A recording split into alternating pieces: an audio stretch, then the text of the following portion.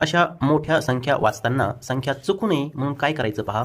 एकदम परफेक्ट संख्या वाचता यावी म्हणून काय करायचं तर संख्येमध्ये उजव्या हाताकडून म्हणजेच एकककडून सुरुवातीला 3 अंक सोडायचे आणि कॉमा द्यायचा.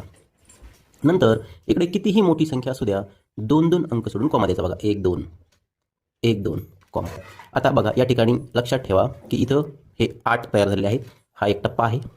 नंतर हा कॉमा आणि हा कॉमा या दोन्हीमध्ये एक टप्पा आहे. इथे 0 झाले. हा कॉमा आणि हा कॉमा इथे 32 तयार झाले. आता मी हे असं का सांगतो हे तुम्हाला पुढे लक्षात येईल पहा.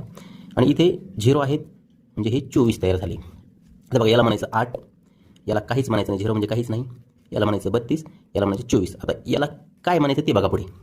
तर त्याच्यासाठी म्हणायचं आहे एकक दशक. बघा हे आहे एकक, दशक, शतक, हजार, 10,000, लाख, 10 लाख आणि कोटी.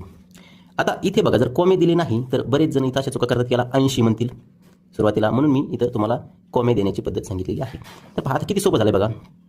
हा एक टप्पा आहे, हा एक टप्पा आहे म्हणजे हा आहे कोटीचा टप्पा. हे झाले 8 कोटी. इथं लाख, 10 लाख म्हणजे हा लाखचा टप्पा आहे. इथं 0 आहे म्हणजे काहीच नाही म्हणजे लाख काहीच नाहीत.